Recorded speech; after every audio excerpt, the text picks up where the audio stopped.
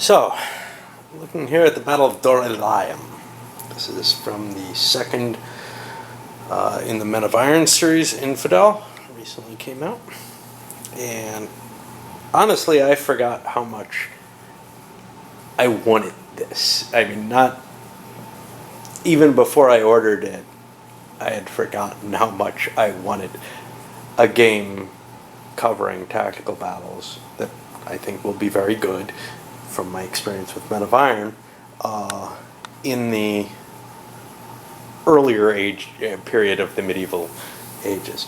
Yes, there are great battles that have a lot of historical significance in Men of Iron, but for me, Dorylaeum is almost the epitome of great battles from this period. I'm hoping they continue with this series and go to some of the European medieval battles, especially the Central European ones. But this one is such an interesting...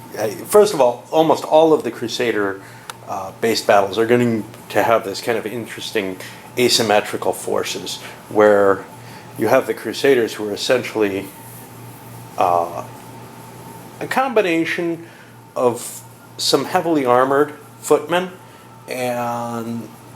but they're much less effective than you saw in the old Men of Iron, and these heavy knights. And this is the era when the knights are at their best. And especially in the First Crusade, from which Dorylaeum comes, you have Muslim forces who just were completely unprepared for this new tactical system that they were facing. Now, likewise, the medievals weren't the Europeans weren't all that prepared for what they faced. However, their heavier armor protected them greatly. So what we have in this case, I think this is Bohemond up here, has his knights, and this is something of an advanced guard. He's got some footmen whom he assembled in a camp, apparently not very well laid out at this point. They just are basically told, hey, defend yourselves, because there are a lot of horse archers coming. This is the Seljuk force, speaking of Seljuks, and under Arslan, and it's just a tremendously mobile, although the Crusaders would face more and more mobile forces than this. Even there's a significant amount of heavier, medium cav in this force, but it's all archer based. It's just going to ride around and try to shoot up the Crusader forces. Now, the knights, for them, you're going to have to kind of unhorse them.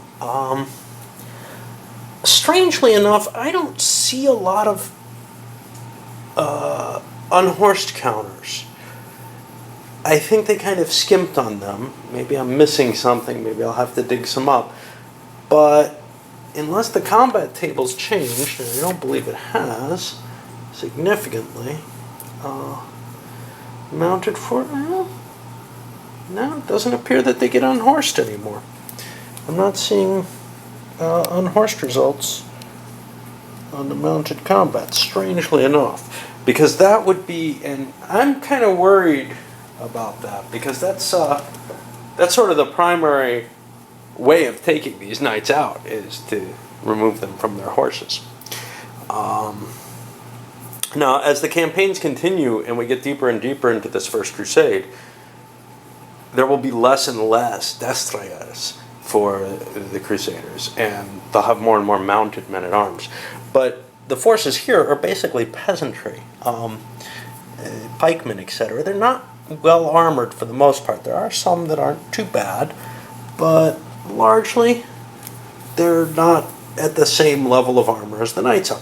And then, much worse, we have Peter the Hermit, who has some peasantry who are armed, and some who are really not. They're really target practice, as far as I can see. The retreat levels are quite high, especially for the Crusaders. They have to reach a 70 in order to flee the battlefield. On the other hand, the Turks, I believe, where are they? 45, which is significant. They have a big army. So anyway, like I said, this is more the vanguard. At least this part was. This was the center, the People's Crusade, or something along those lines. And here are the rest of the Crusader, at least their cavalry. So by the time all the Crusader reinforcements come on, and I believe they come on from down here, there's actually approximately parity in terms of total number of heads of horses. But the knights are far, far more effective. There's some differences in the system. I think I'm going to touch them more when I do a final review, but I do want to scratch on them a little bit. One of the things is the charts have been changed so that the horse in general is more effective. The first one, Men of Iron, what is it, The Rise of the Infantry or something like that? I don't know what it was called. Doesn't seem to have a subtitle here.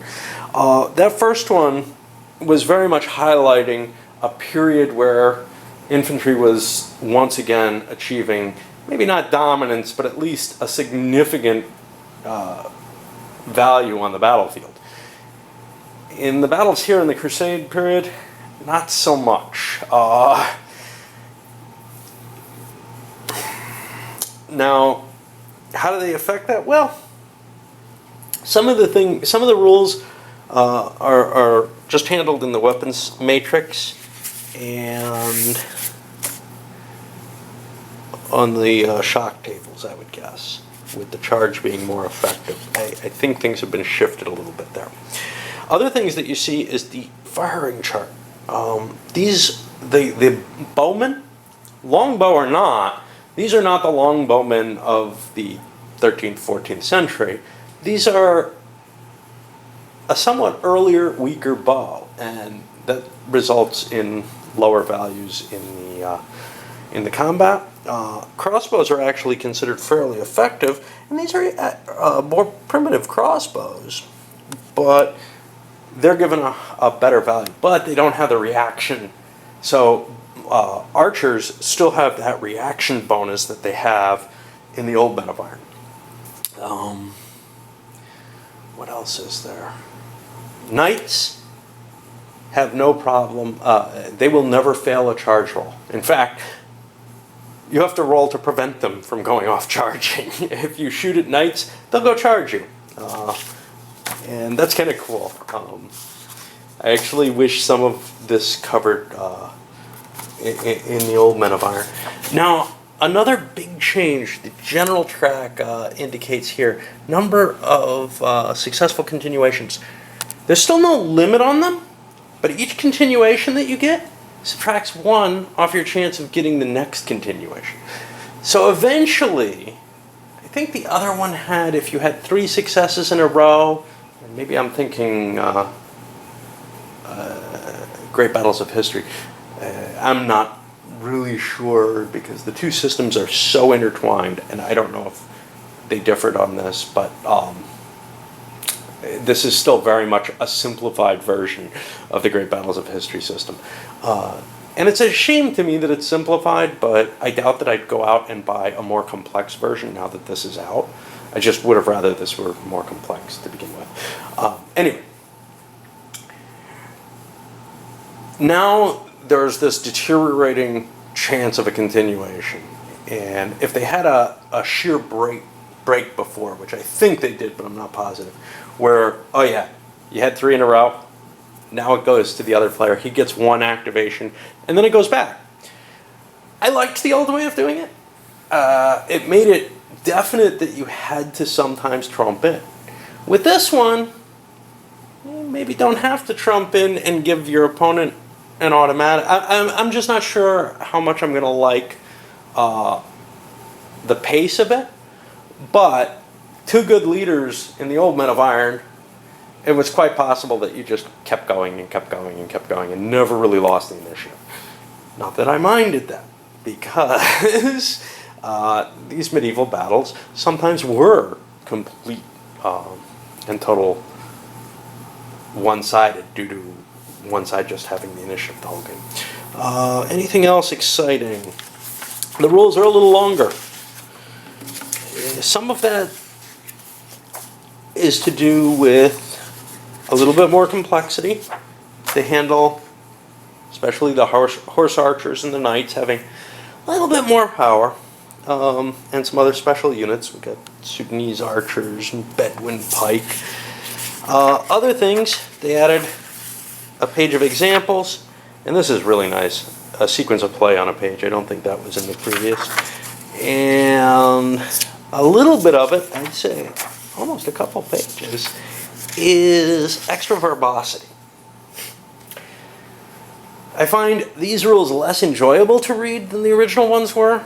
They're probably better at dotting all the I's and crossing all the T's. You probably won't find a situation where you say, huh? I'm not exactly sure what they mean, so I actually have to use my brain and think about it a little bit. The rules are fairly clear